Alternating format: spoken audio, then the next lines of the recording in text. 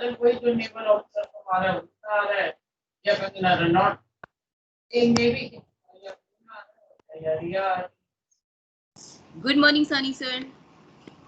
हाँ है ना You're not audible. आपकी आवाज नहीं आ रही है. Are you able to hear me now? No, yeah, I'm able to hear you. Sunny sir. Come on. Good afternoon. Hi. Welcome. Good afternoon, Sunny sir. So we will be starting the session now. Mr. Sumit. Yes, I can see him. Mr. Sumit, can you hear us? Yeah, loud and clear. Can you switch on your camera also? Yeah, it's switched on. Just a second. It's on? Yeah. Yeah, better now. So we also are joined by Mr. Vijay Sahni. He's Joint Director of Industry Interaction Cell. So after the session is over, we again can have a brief chat for about 10 minutes, and we can explore opportunities where we can collaborate further as far as summer internships and final placements are concerned. Sure, not a problem. Sure. Thanks, Amit. Thanks. And I'll be speaking with you once your session is over. And we'll be for just 5 to 10 minutes to understand how to go about it. Sure, not a problem. Nice to meet you too. Okay, thank you, Sani sir. So very good morning to all of you, and it's good to see that everyone is connected well on time. I can see 104 attendees right now. So good. So we have with us Mr. Sumit Khanna. He's a very dynamic professional with more than 13 years of experience in international sales and marketing, business development, and client relationship management. And he has experience of handling business in more than 25 countries, including Spain, Panama, Paraguay, Bolivia, Brazil, Uruguay, Peru, Mexico, Argentina, Chile, China, and so on. It's a long list. And he essentially was responsible for streamlining the business flow and also to represent the organization in various business operations in these countries, and also has been very actively representing these companies in international participation, international exhibitions and trade fairs. So over to you, Mr. Sumit. And before we start with the session, I actually would like you also to share with all of us as to, what has been your journey so far after completing your post-graduation, how you reached the current responsibilities which you are handling right now. Sure. Thank you, ma'am. Very good morning to the teachers, HOD, and fellow students. My name is Sumit Khanna, as ma'am has just introduced me. I finished my master's in marketing management from Amity University itself in the year 2008. And the journey started after that only. So, although I had no idea that I would be going to join international trade or exports business, since I had done a normal marketing management course, but came the opportunities my way, and I kept working for various companies. Like I'll just quickly give you my brief. After my marketing management course in Amity for 2 years, I joined Canon India Private Limited, which is a leading Japanese giant. They manufacture cameras and photocopiers, and it's a huge organization. It's a clear-cut example of a huge multinational. So I joined them as a business management trainee. I worked in various departments for the first 6 months. So I learned about corporate culture, how a Japanese company works. They are very well known in the industry for the discipline they follow, and they taught me every part of the business, right from operations, marketing, sales, the product management, engineering. Not that I had to work in all those departments, but to make me a clear cut employee of a Japanese company who knows everything and everything to an extent, so that if a situation comes, the employee doesn't get stuck. So there I got an opportunity to start working with international organization, and I was working with mainly Southeast Asia, considering the company is in Japan, but they had their regional headquarters in Singapore. So for India, everything was happening with Singapore. So my first risk with international business started with Canon. Therein I started understanding the nitty-gritties of the trade as to what exactly happens, why is it required, how is the logistic, taking place from India to Singapore to various parts of the world. Moving on, I got an opportunity to work with a company called Eastman Group. It's an Indian company, but they are manufacturing auto parts, cycle parts, the FMCG products. And there I got a better opportunity because from Eastman, I started traveling to Latin American countries and I started staying in these countries for a stretch of 1 month to 2 months. And there started the real learning, I would say. Worked there for a few years and traveled to 4 5 Latin American countries like Brazil, Bolivia, Peru. uh, After that, I joined Gross Tools, which is again an Indian company. They have 5 manufacturing plants in India and overseas office in Chicago with the name Gross Tools USA. There, I joined as a head Latin American business, and I started their business from the scratch as they were not really doing any business in Latin America. So we started taking care of a lot of things. Why we were not able to sell in those countries. So right from defining the product, customizing our original product, pricing strategy, considering Latin America is a price sensitive nation, traveling to these countries, staying there for a stretch of six months, visiting various exhibitions to showcase our product to the customers abroad who were not well versed or aware of a brand. So a lot of things happened, and there also new learning came to me as to how you develop a brand which is really good, but people are really not aware about it. Post that, I worked with another Indian company, which is a Bombay Stock Exchange listed company. Name of the company is Helonix. They have two brands, Phoenix Lighting Limited and Helonix. Helonix is for home lighting, basically. Phoenix takes care of automotive lighting. So I was heading their exports again, wherein I was involved in the business with SAARC nations, like nearby India countries, Nepal, Sri Lanka, Bangladesh. Then Middle East countries like Iran, Dubai, Latin America, of course, considering my experience in these countries, and some parts of Europe, since we had subsidiaries in Germany and Luxembourg, which is France. So after all this understanding that I got, I today I feel privileged, and it's a pleasure to come back again to the same university where I had cleared this course almost 12 years back, and I still feel like a student. I still feel the international trade and export is such a dynamic platform that things are changing every day thanks to the wonderful technology. So I consider myself a student. Uh, we will be doing this presentation in English and Hindi both, so that to relate with everybody. In case you have any queries on any slide, please you can stop me there and we can discuss it to move further. Yeah. So I'm just starting with the presentation.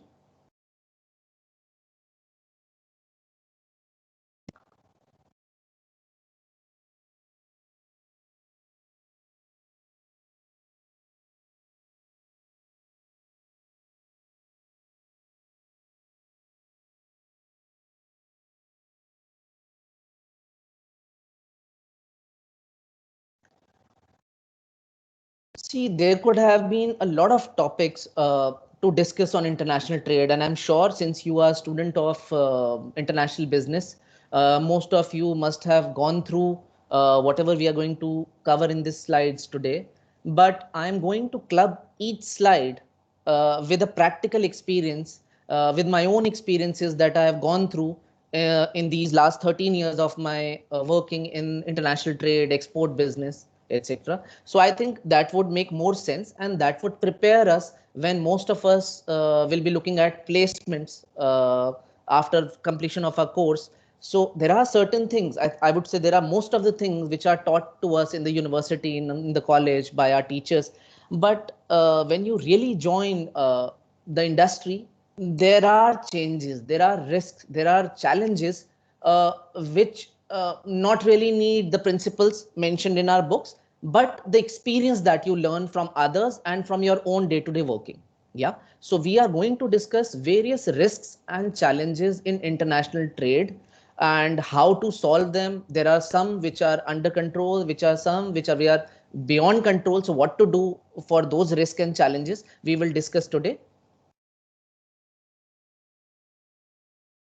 So as we all know, international trade is all about two or three or many different countries. Why do we want to do international business is not every country has everything they want. We all are interdependent on each other. Some have oil, some have metals, some have engineering products, some have agriculture product. So in order to move further, in order to ensure global development, we all need to be interdependent, and that is when international business started. So since I say the first point is cultural diversity, uh, as I say, lots of different countries are involved in international business.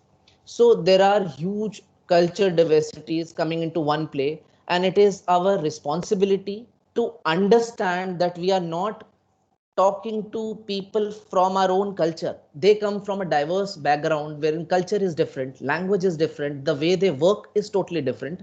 So we have to respect that. We have to be well versed with that so that when we meet them or we approach them for a business opportunity, we don't fall flat.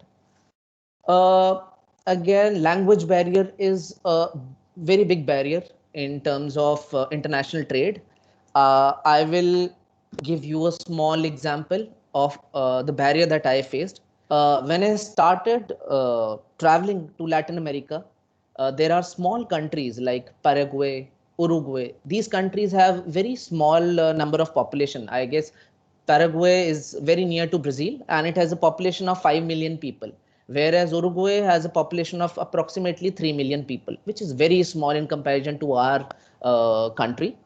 So these countries are not very much exposed to the Western world. They are, they stick to their own culture and language, and provided they speak Spanish, their Spanish is also not as polished as in Spain or European countries.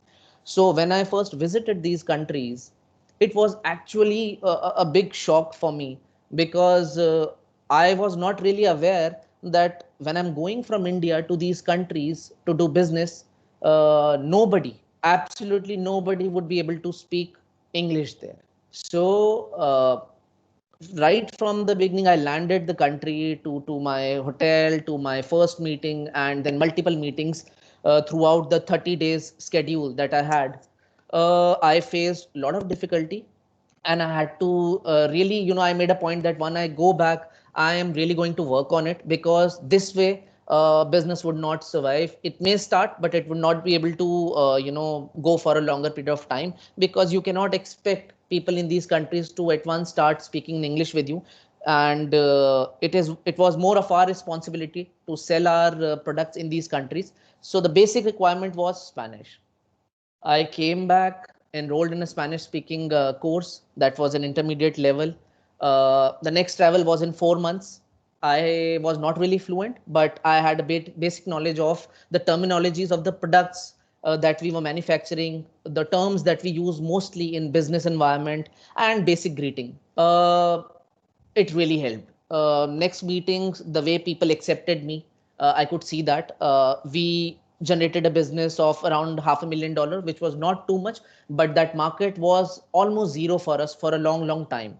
So we saw that aligning ourselves with the culture, with the language, with the way they work really, really goes a long-term way. And, it helps you to get returns in very short time. So that is a very important point to keep in mind.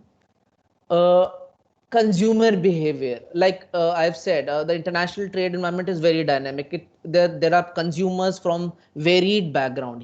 They have their own way of working. They are totally different. They react to a particular product or a service in totally different way than anyone else in another country. So an example for this would be, if you see, we normally discuss in this in the industry. If you see, Americans are known to be very quick. If you talk to them today, you get a reply tomorrow. It's very common. So they are very effective and efficient in terms of communication or the reaction to your queries or your emails. However, when you talk about Japanese culture, they take a lot of time. So it is very well known in the industry. If you are trying to pitch your product to a Japanese company, you should prepare yourself and keep in mind that apart from 4 P's that were taught to us in marketing and management, the fifth P would be patience. So they take a lot of time to consider your product, your service. They don't really take decisions overnight. They reply to you after months, and that is how they work.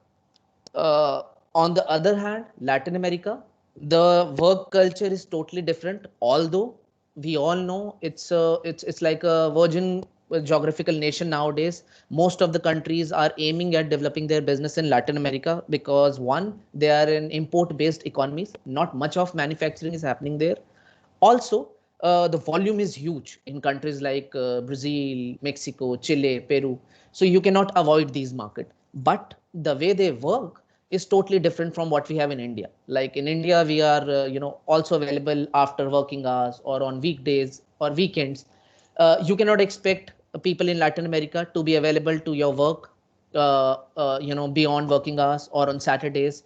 Uh, Also, you cannot expect them to revert to your emails or your queries or your proposals overnight or in a gap of 1 or 2 days. It takes a lot of time to work with them, and the best way is to match your speed with them rather than pushing them to match their speed with you, because they really don't prefer this. This is what I've exactly learned while staying in these countries, and it's very important for most of the people who would be joining organizations and would be working with few Latin American countries. Next, very important point is foreign trade laws, regulations, and agreements. So it's a very important point which we will be discussing in future slides also. Like for to do any business, there are laid down guidelines, laws, regulations. Otherwise, it would not be an organized business. It would always be a troublesome business where everyone and anyone would do whatever they want to, and we will not be able to work in a calm and peaceful manner. So governments have laid down various laws in order to execute this business in a proper and professional way.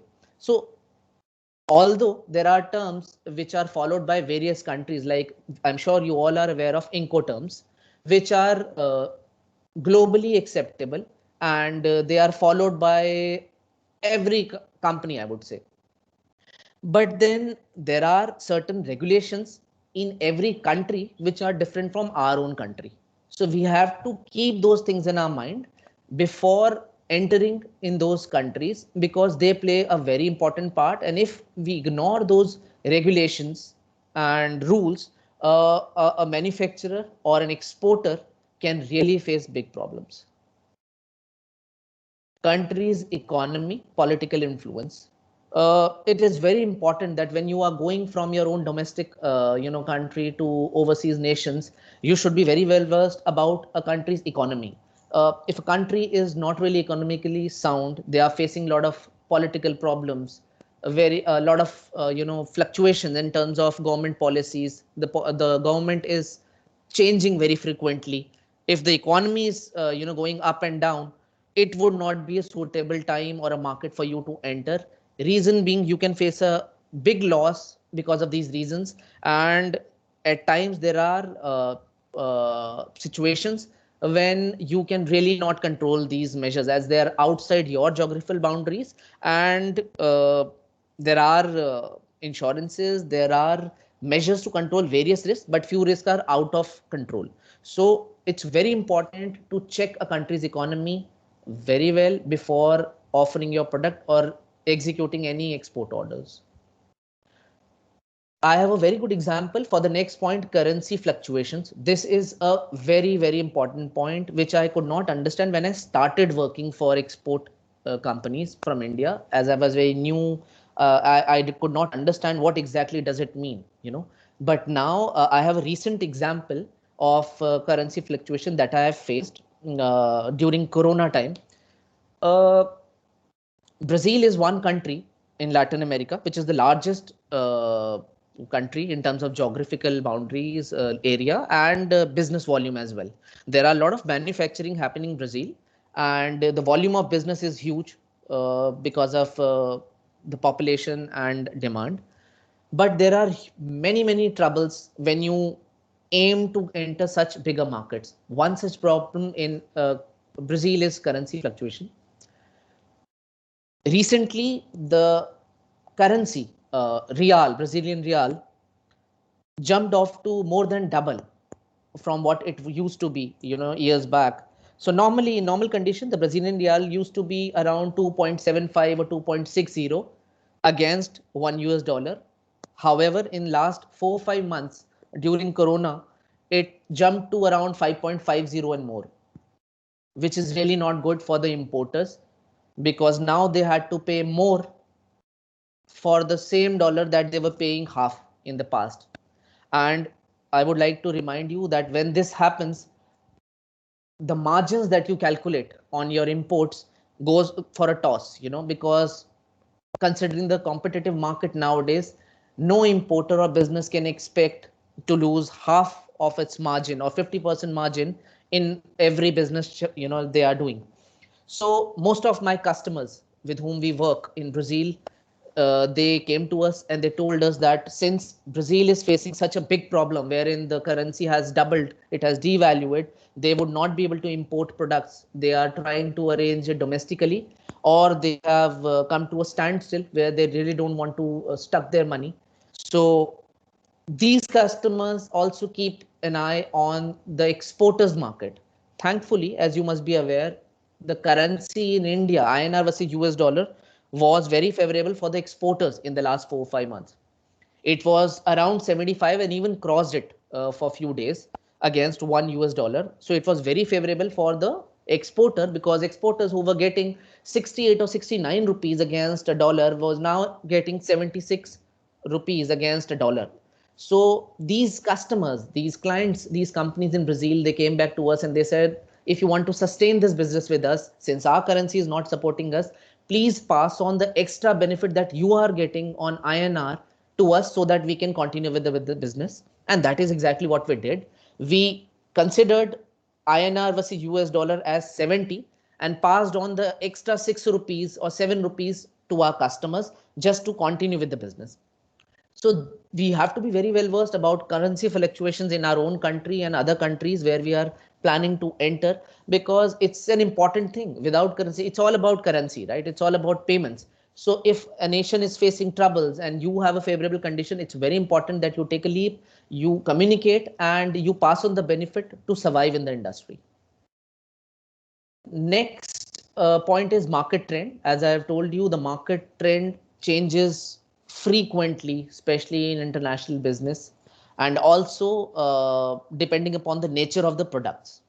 Garment industry would be a very good example wherein trends change very frequently. They have their fashion, they make garments for various seasons. So a trend has to be kept in mind. Otherwise, your product can be obsolete in the export market.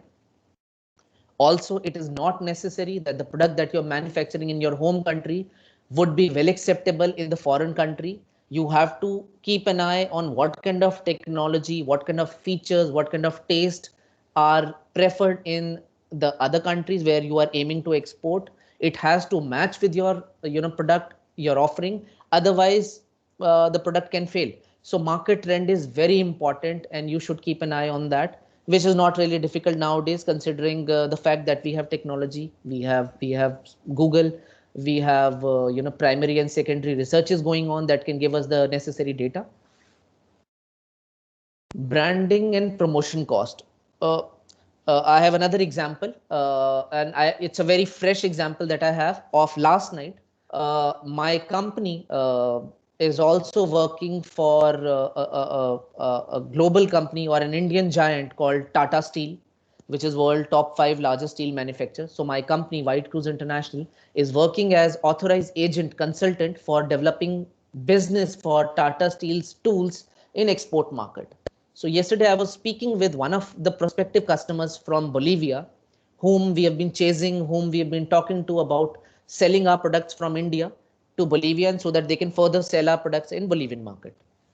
Now the customer, after all the negotiations, request about branding and promotion material.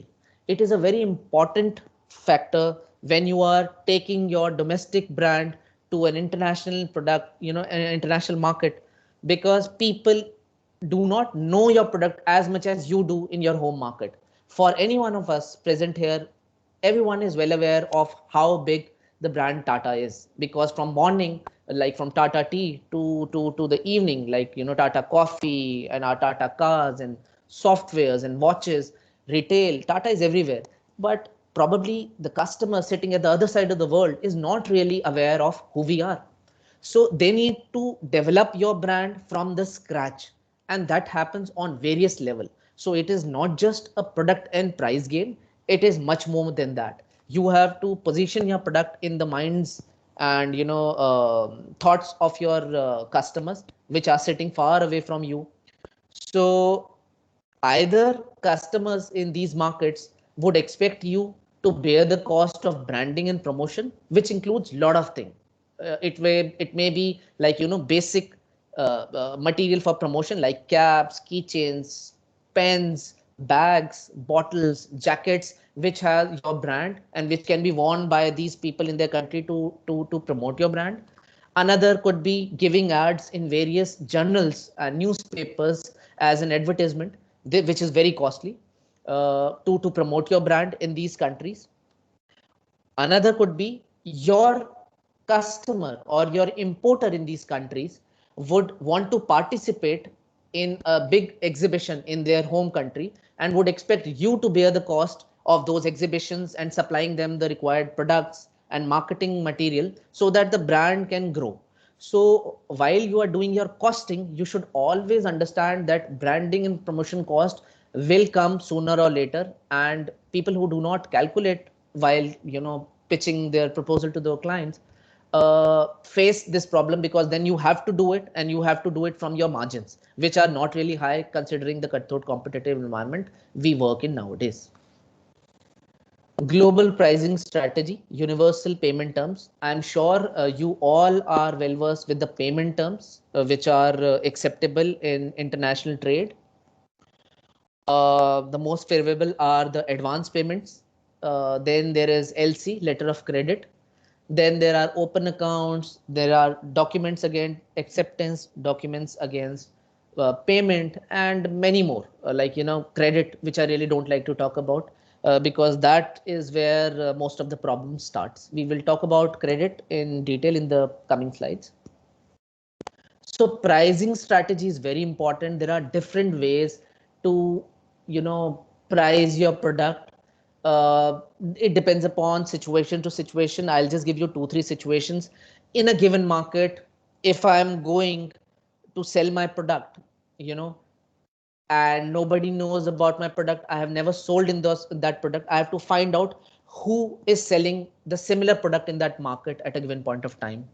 Where is that product being manufactured? For example, I'm going from India to sell my cell phones, and as per my market research, my contacts, and internet and the various data, custom data is available nowadays, I get to understand that in a given country, for example, Mexico, a lot of mobile phones are being imported from Taiwan, China, Japan, and USA. So based on the country of origin, I can think of my pricing strategy. One, since I'm a new player in this market, I have to ensure that my price is not more than every one of them, because then my price would be considered out of the market and no customer will consider me. So another strategy would be a penetrative pricing, where I know that I have to enter this market. The business is very important. I can enter the market and probably in times to come, I can slowly and gradually increase my margins once the product is accepted very well by the country.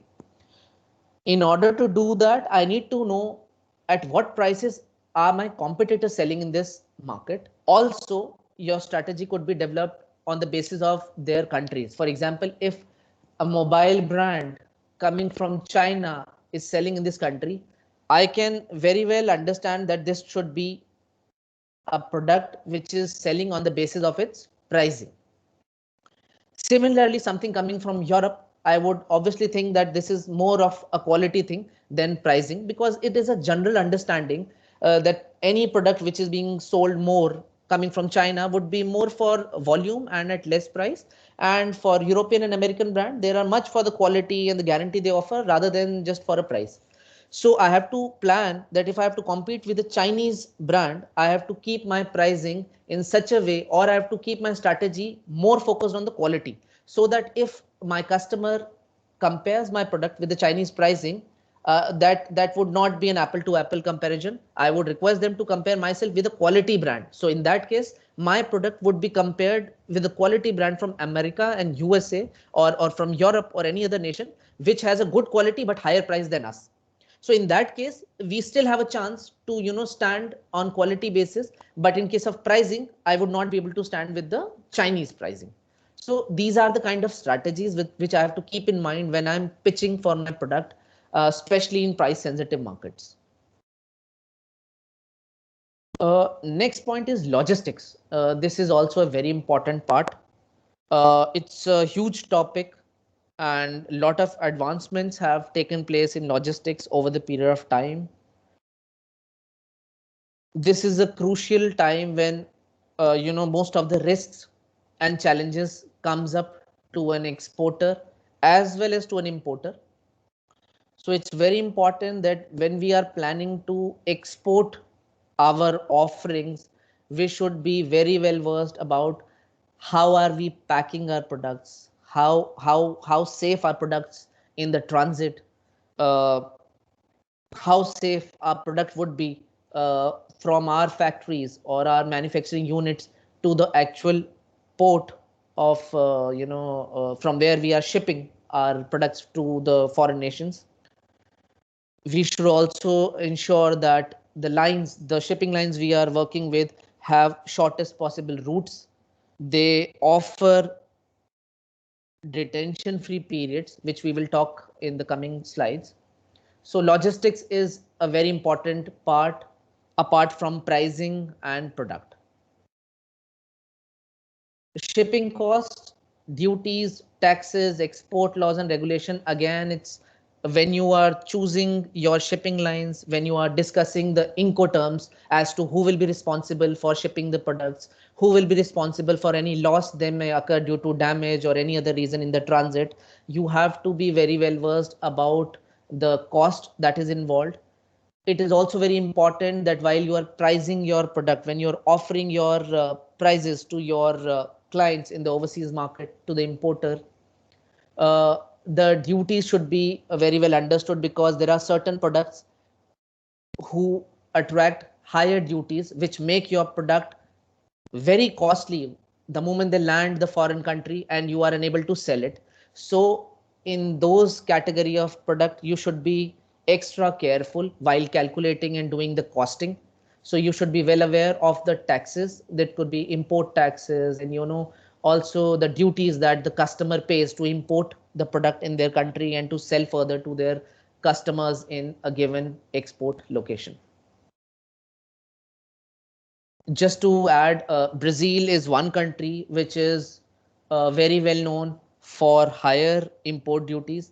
Most of the product fetch an import duty near to 45 to 48%.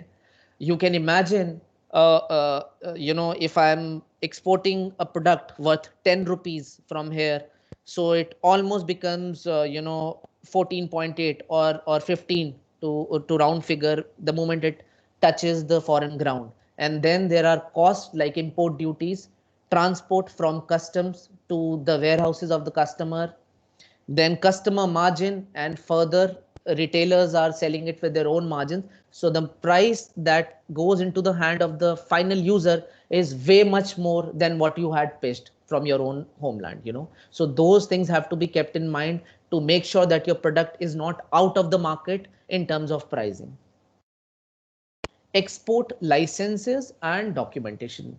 It is a known fact that in order to export products from your country, you need certain licenses. There are basic formalities that you need to have, and without that, you are not allowed by the government of the country to export these products. So your document have to be in place, and IEC code is just the basic document that any and every exporter must have in order to be able to export their offerings to foreign lands.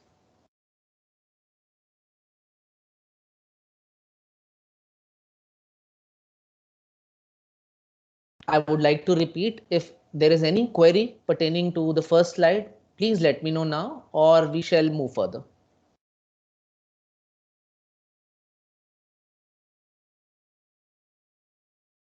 All right. So as we have discussed in the first slide, cultural diversity, lots of different cultures, lots of people from different, languages and geographical boundaries come into each other's contact for the exchange of products and services. And every country has a way of talking to each other, which may not be available, or which is not understood by the other person from the foreign lands. So it's very important that when you are planning your meetings, when you're planning to go to a particular country, you should do your basic research on communication, greetings, and the way they communicate. Because if you see broadly, it's a communication game.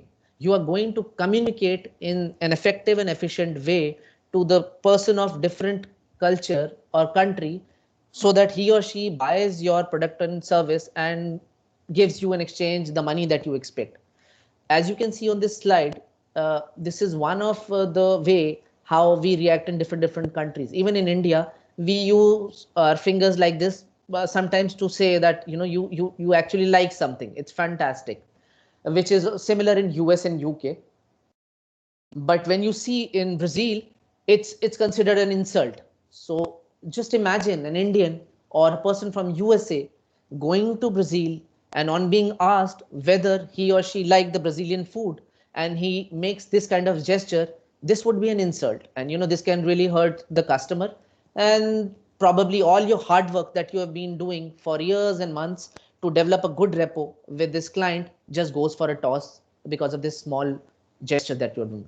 I'm not saying that you will lose the opportunity, but you understand that communication plays an important role to connect humans, and based on such gestures and your way of communicating with people from foreign countries and cultures can really go a long way in troubling your business.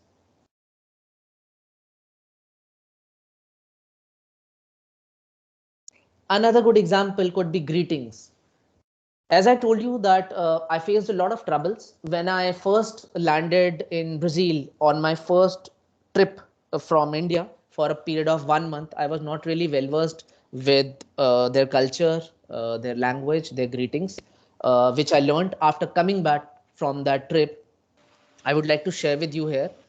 Uh, just like you can see in this picture, the person seems to be from Japan, and that is how they greet, And another lady looks like an American person who's shaking hands, which they normally do the moment they meet somebody on a professional or a personal trip. So these kind of confusions can create situations which may not leave a good first impression. However, we all know that a first impression is the last impression. So on the similar lines, I would share with you a small example which I faced. In countries like Europe or in Latin America, people like to greet, when they meet new people by, by giving you a peck or a kiss on your cheeks. I was not aware of that because I'm talking about 13 years back. Internet was not really strong. We were not, having all those information. And I told you that we had no business in that country. So I was given a virgin country to explore business. So I did not have much of the background about countries, culture, and language. So whosoever I met, I wanted to shake hand, which kept going on for a few days. So one of my client whom I met many times throughout this week or my stay in this country told me that in their country they prefer to greet by kissing on both the cheeks after we are meeting more than one time. I learned it from them, and next meetings, whosoever came across me, I started giving a peck on both the sides. I was confident. I was happy that people were accepting me. They were in awe. They were shocked that, this person coming from India, he has done some research about our culture, and they were really, feeling comfortable with me. The confusion arose when I traveled from Brazil to Peru and Chile, which are again Latin American countries, but the culture differs. Now, when I met people in Chile, in Peru, people there follow only one peck. They do not follow two pecks on the cheeks. And their confusion again arised in my mind that I just learned something in my past trip. And after, after a month, I'm in a new country and there people are greeting in a different way and there were confusions. They were trying to, greet me one way and I was doing it two ways. So, even in the same continent, there are different cultures you should really try to learn about. Of course, I know you cannot know about somebody's culture 100%, but based on what I'm sharing with you, based on your research, based on whatever information is available on internet, it's always better to be well versed about basic culture practices, body language and greetings. It really goes a long term. It really helps you a lot to develop that much needed rapport with your customers. As I have covered, we come from different countries with different way of greetings. So it's always good to go with basic greetings that you can learn from your home country. When you're traveling to the particular nation, you should also know if you're meeting a Japanese client or if you're meeting an American client, how do you greet them? Do you give them an offer, of a gift? Some people like gifts, some people like hugs, some people like a peck on their cheeks. So you should be well versed about that. Gone are the days when people thought it was all about, just selling your product. It's not really that. Nowadays, it's more about selling yourself, selling your company, selling your complete offering. So please mind that when you are thinking of moving to a foreign land and about planning a meeting with a foreigner from a different country.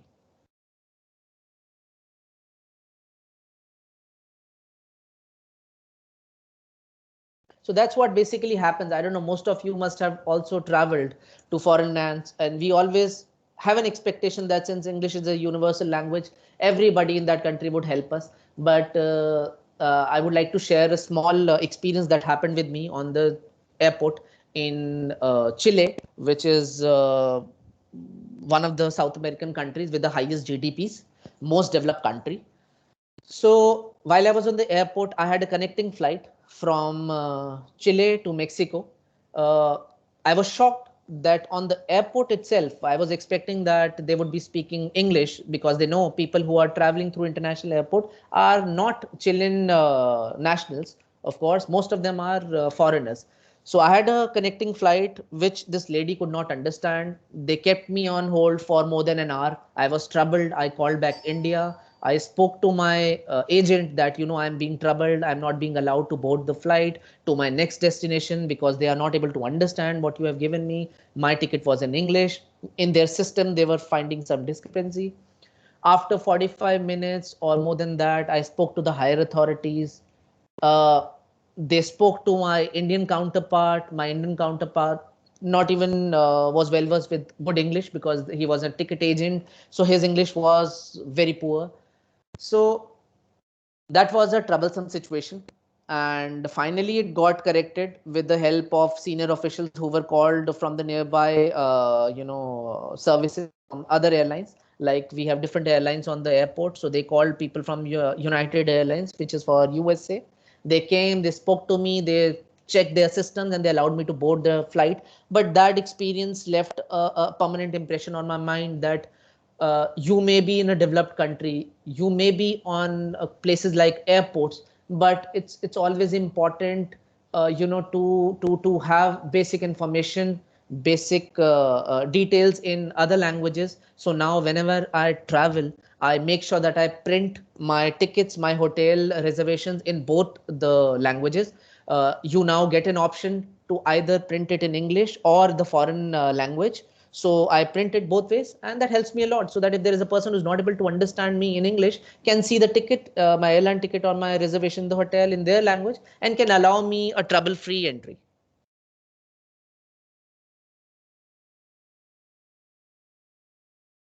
Well, we all know body language is an important part of communication. I just discussed this with you in the past slides.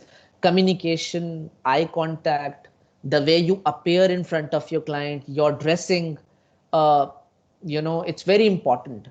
Also, you should rate how your client wants you to, greet them. Like some people who are not aware would like to hug them at once. Probably the client of yours is not really comfortable with that way of greeting. So you should give some time and see how your client is reacting before reacting at them. You should really not use the slangs which you use in your domestic countries, because that particular person who's meeting you it may not be aware about the slangs in our own country. So it is always good to speak to them in a clear, simple English language or whatever language you are trying to communicate with them. Do not use slang. Try to be a little slow so that they can pick each and every word. Keep asking them if they are able to follow you. So these are certain things you should keep in mind. There is a small thing that we were taught when I started traveling from my company. We were always taught to be dressed up really, really, really well, even if your client is casual. If you go towards USA, the American clients prefer to be very, very casual. In at least in my kind of trade where we were exporting engineering products, they would be very comfortable in t-shirts and long shorts, and they don't really care about what they are dressing up. But we as exporters, we as representatives of our country must understand that we are going there for a professional cause, so we should stick to our dressing and not try to behave or try to fit ourselves the way our client is doing, because it's their own country and we are a rep of our own domestic country. So we should stick to what we are doing. Although if you will move towards countries like Japan and China, you will find them always professionally dressed. This is very important because it talks a lot about your professionalism, the company you are representing, the country you are representing as well. So this is really important. Also, I have not mentioned this point in my presentation, but I would like to share. When we were traveling to these countries, we always made sure that we stayed in hotels which were of good repute. If we were not, if we did not have information about which hotel would be good in which city, we would ask our client to get a reservation done. This helps in many ways. Most of the time when you're going for the first time to meet a client, they would show you a kind gesture by dropping you to their hotel. They will take you back to your hotel, and there the kind of place you are staying in talks a lot about your company, your country, and you know this may affect the decision your client is about to take about your offering of starting the business with them. If you're staying in a shabby hotel, if you are dressing up very shabbily, you does not look confident, you do not look decent enough, people in export market in other countries would not be able to trust you and would not want to invest huge amount of money in international business on your company or yourself. Since you are the representative of your product, your company and your country, make sure these things are taken care of no matter what.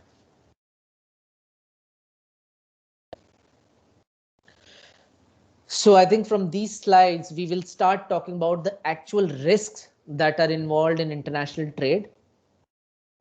And these could be of many types. There are different risks. There are different problems that comes in the way of an exporter as well as importer, which we will keep discussing in coming slides. A few of them are appearing on the screen. It's like buyer risk would be late arrival of good, damage in transit. So just imagine a buyer who has placed an order with you in India. You promised them that you will dispatch this goods from India in 2 months, because this client has an order in his hand to sell your product further to another client in next 3 months. So if your products reaches the country of discharge, the country of destination, late, like in next 4 months instead of 2 months, chances are the importer would have lost the business he had in his hand, and he may not be able to sell the product he has bought from you. He may go for a huge loss, and this business will never continue. So it's a buyer risk. It's a risk on the buyer's point, because he, after transferring the payment to you, after giving you the purchase order, he has to just sit and wait for the goods to arrive in his home country. Also, there could be a damage during the transit. As I have told you, just for an example, imagine you have your manufacturing facility in Delhi and the nearest port is Mumbai from where you are shipping. Uh, if you do not transport the goods from Delhi to Mumbai in via better routes, via good packing, strong packing like wooden pallets, if your products are damaged in the transit and are ignored at the port of loading, and they are sent the same way in the broken or in the damaged shape to your client, this can mean that the customer would not be able to sell these broken and damaged product to his future clients, and maybe a loss to him. So we have to understand these are few very small risks that the buyer has involved in an import business. And as an exporter, we can really help them by keeping a check on each and every step that we are taking, from manufacturing this product to loading of this product into the containers before actual shipment from our country. Seller's risk would include late arrival of good, damage in transit, which we again just discussed in buyer risk. The risk is same for both. Why? Because if your goods are reaching late in the buyer's country, he would not be able to sell it to his customers. He would not give you a repeat business, and your business is at a standstill. Of course, if there is a damage in the transit, your buyer will not pay you the huge amount. If they have already paid you the huge amount in advance, they would ask you for a credit note, which means you will have to give them a credit for the damaged product, and which is going to be a part of your margin that you calculated beforehand. There are logistic risks like foreign currency risk, payment methods. Payment methods, as I have already discussed with you, is a very, very important point to consider. It involves a lot of things like information on the companies you are going to start business with, the policies of your country, the background of the customer, the client, the companies you are going to start business in the foreign lands.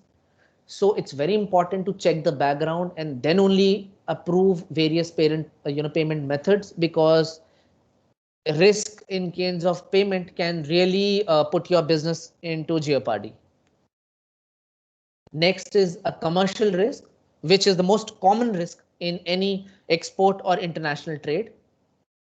So there are payment methods, again, payment terms that we discussed. There are a lot of customers who prefer different payment terms and payment methods. You will hear, or you must have heard during your internship, that foreign buyers prefer to work on letter of credit. However, an exporter like from India in our case would always prefer an advance payment. Reason being, if you have an advance against a confirmed order, you are sure that even if you have received 50% advance, most of the cost that you have incurred in manufacturing the goods is in your hand. So the risk is half now.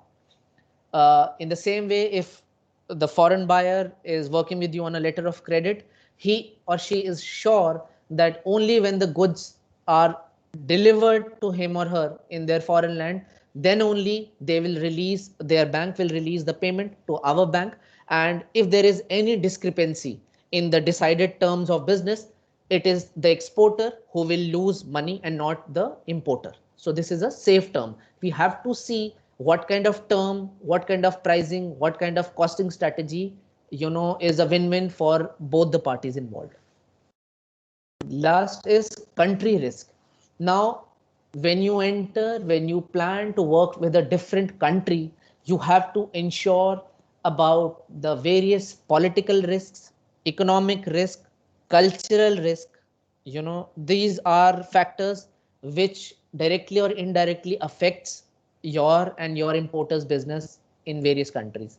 So nowadays, thanks to technology and globalization, we all are very much well versed about what is happening in the other side of the world.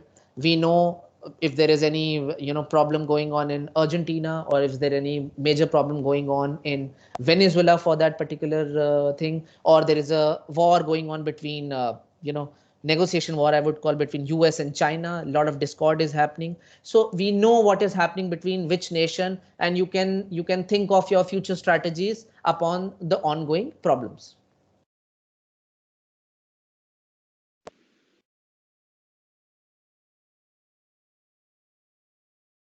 So just like we discussed, political risks are risks that occur on part of the government of the countries who are involved in the business. There could be a chance where there are riots, there are wars, there are times when the government does not want to support the country of the exports from where the goods are coming into the country. So we have to consider political risk in to our mind, which is really important. Mr. Sumit, can I Yeah. just for a while, even though it's a very interesting session, but I'll appreciate if we can just take a 5 minutes break. Sure. So we can resume at 12:15 then, and Sure. we'll quickly take a 5 minutes break. Sure. Sure. Right. So all of you, all the students also are requested to resume back at 12:15. We'll have a quick break of 5 minutes.